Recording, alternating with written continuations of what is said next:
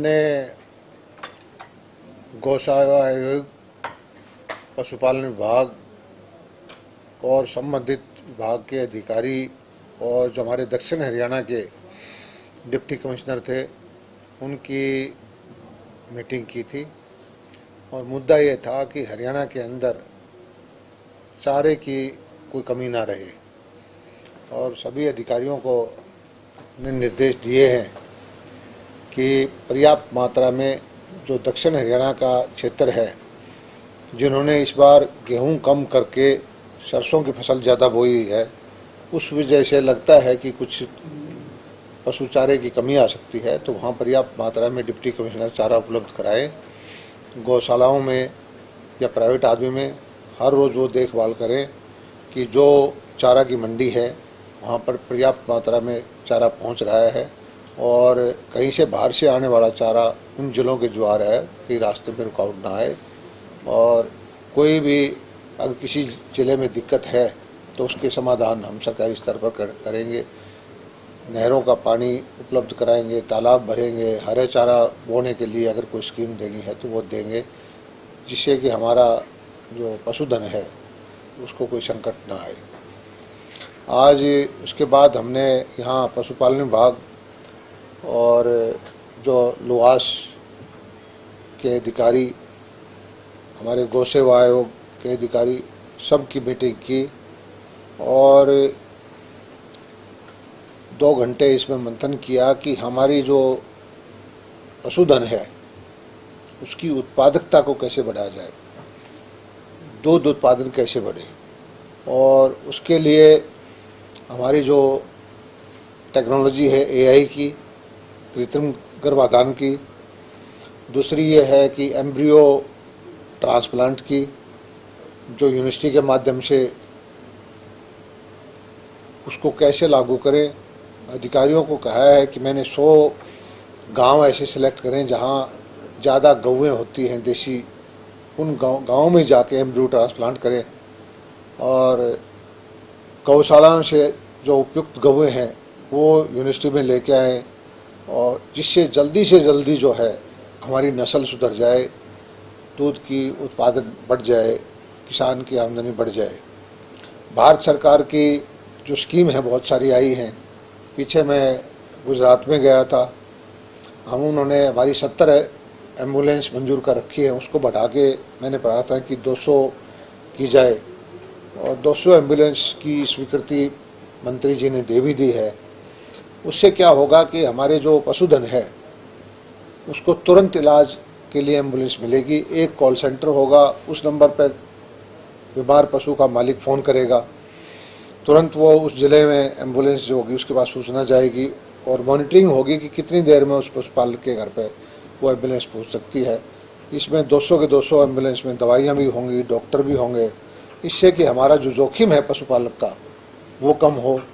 और बहुत सारी स्कीम हमने भारत सरकार ने दी है, जो राष्ट्रीय पशुधन मिशन के तहत मुर्गी पालन में 25 लाख रुपए की सब्सिडी है, सूअर पालन में 30 लाख रुपए की सब्सिडी है, भेड़ बकरी पालन में 50 लाख रुपए की सब्सिडी है। चारा जो आजकल सावन का महीना है 2 रुपये किलो बिक जाता है, उसको हम एक तरह का अचार बना करके गांठ बना के रख सकते हैं। 6 महीने उसकी लाइफ होती है, वही चारा बाद में 10 रुपये किलो बिक जाएगा। इससे हमारे ग्रामीण क्षेत्र के बच्चे हैं उनको रोज़गार भी मिलेगा और ग्रामीण अर्थव्यवस्था भी उठेगी। और जो एक लक्ष्य प्रधानमंत्री जी का कि भी किसानों की आमदनी बढ़ानी है, उसमें पशुपालन, मछली पालन और बागवानी, छोटे छोटे प्रोसेसिंग एग्रो बेस्ड प्लांट, ये सबसे ज़्यादा सहायक हैं।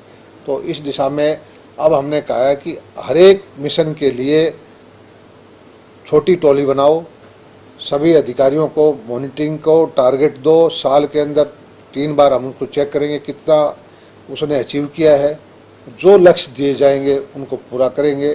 तेज गति से ये काम होगा और अगले महीने सारे हमारे जो अधिकारी हैं, वेटरनरी डॉक्टर, यूनिवर्सिटी के वो साइंटिस्ट, केंद्र सरकार के नीति आयोग के कुछ अधिकारी और विभाग के अधिकारी कहीं एक जगह इशारे रचे हुए हैं या कहीं एक जगह बैठ के पूरे दिन का सेशन करेंगे कि किस तरह से जो हमने ये टारगेट लिए हैं इनको टाइमली इम्प्लीमेंट करें। अब अभी तो 200 की स्वीकृति हमें मिली है और हर ज़िले में, अब जैसे हमारे पास 22 ज़िले हैं तो लगभग 8-10 आ जाएगी। और इसका कॉल सेंटर हम एक जगह बनाएंगे। किसान को एक, जैसे आपकी ये पुलिस का नंबर होता है वो 112 है, इसी तरह एम्बुलेंस का, पशु एम्बुलेंस का एक नंबर हो जाएगा। जो सीरियस पशु है उसका किसान उस पर नंबर करेगा, तुरंत उसके पास से एम्बुलेंस के पास से सूचना पहुंच जाएगी। उसके पास जीपीएस होगा, कितनी देर में वहां पहुंचता है, और किसान के नंबर से हम बाकायदा मॉनिटरिंग भी करेंगे कि उसको जो सुविधा मिली उससे वो संतुष्ट है या नहीं है। और उससे मकसद ये है कि बीमार पशु को हॉस्पिटल में लेके जाने में किसान को दिक्कत होती है, तो उसकी सुविधा के लिए हमने फैसला किया है कि डॉक्टर, दवाई एम्बुलेंस के द्वारा उसके घर पहुंचे। तो जो हॉस्पिटल्स गाँव में बने हुए हैं वो फैसिलिटी तो रहेंगी, जो फैसिलिटी जो हॉस्पिटल हैं, जो वीएलडीए हैं, वो तो रहेंगी। हमारे पास लगभग 800-900 वेटरनरी सर्जन हैं, बड़े बड़े जिला लेवल के हॉस्पिटल भी हैं, और 3000 के आसपास हमारे पास ये वीएलडीए भी है और एनिमल अटेंडेंट भी है। वो सारा इंफ्रास्ट्रक्चर रहेगा। लेकिन उसकी वो होते हुए भी होता है, आजकल क्या समस्या है कि किसी गांव के अंदर किसान की एक गंभीर बीमारी से पशु है और वो कहता है कि हॉस्पिटल के डॉक्टर में कि मेरी पशु बीमार है, हॉस्पिटल का डॉक्टर कहता है कि पशु को यहाँ लेके आ जाओ, और वो उसको ले जाने में सक्षम नहीं है, तो उसको सहायता नहीं मिल पा सकती। इस तरह के केसेस में एम्बुलेंस बहुत सहायक सिद्ध होगी। और जो यहाँ पशु का आचार जो आपने पहले बताया, चारे का पशु के लिए आचार, हाँ, ये टेक्नोलॉजी यही है कि जो चारा प्रबंधन में है कि हरा चारा एक साल में, जब सावन का, बारिश का मौसम होता है तो बहुत सस्ता उपलब्ध होता है, पर्याप्त मात्रा में होता है। इस चारे की गांठ बना करके सील कर देते हैं और उसकी लाइफ जो है 6 महीने 8 महीने बिल्कुल सही रहती है। उसके अंदर वही गुण रहते हैं जो पहले दिन उसमें होते हैं। तो इससे हमारे जो पशुओं का एक बार महंगा चारा की समस्या है वो उसका समाधान हो जाएगा, और एक तरफ से वो समाधान होगा, एक तरफ से जो गांव में रहने वाले एंटरप्रेन्योर बच्चे हैं उनको रोजगार भी मिलेगा। जो मशीन के लिए चाहिए हाँ, वो व्यवस्था है, वो हम देंगे, उसमें भी सब्सिडी देंगे।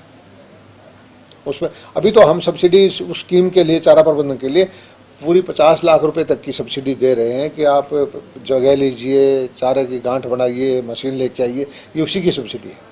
एक विपक्ष की तरफ से 500 रुपए मुआवजा देने की बात कही जा रही है प्रति क्विंटल, क्योंकि गेहूं का दाना पिचका हुआ है। अब ये जो बीमित किसान हैं, अगर क्रॉप में कहीं कमी आती है तो उसको बीमा से मिलेगा, और विपक्ष को बेतुके मुद्दे उठाने की आदत है।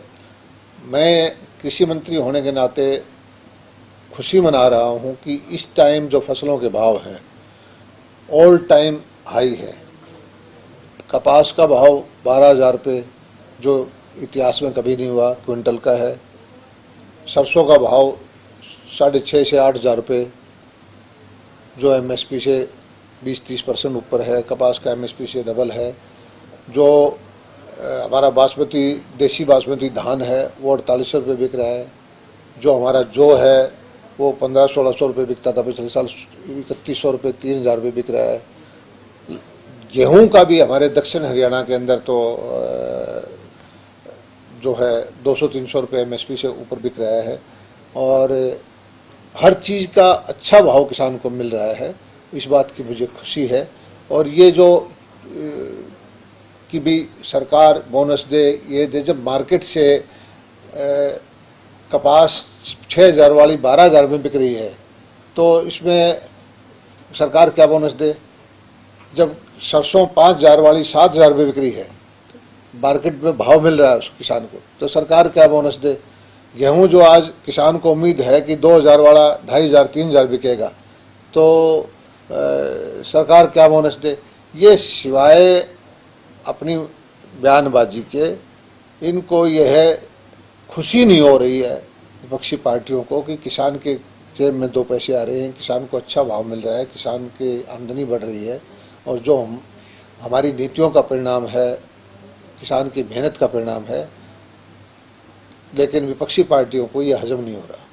सर, एक विपक्ष ये भी आरोप लगा रहा है कि सरकार धारा 144 तोड़ी पर लगाकर किसानों को परेशान करने का काम कर रही है। हमें हरियाणा के अंदर कहीं भी चारा तूड़ी आने जाने में कहीं प्रबंधन नहीं है, लेकिन हमारी कोशिश ये है कि पहले दक्षिण हरियाणा में बहुत सारे किसानों ने हमारे कहने से गेहूं की बजाय सरसों की फसल बोई। वहाँ जो तूड़ा पैदा होना था उतना नहीं हुआ और हमें चिंता थी कि कहीं पशु चारे का संकट ना आ जाए, इसलिए हमने कहा है कि पड़ोसी प्रदेशों में अभी तूड़ा ना जाए, पहले हमारी गौशालाएं, हमारे जो लोकल किसान हैं उनकी पूर्ति हो जाए, और ये फैसला हमने किसान हित में लिया।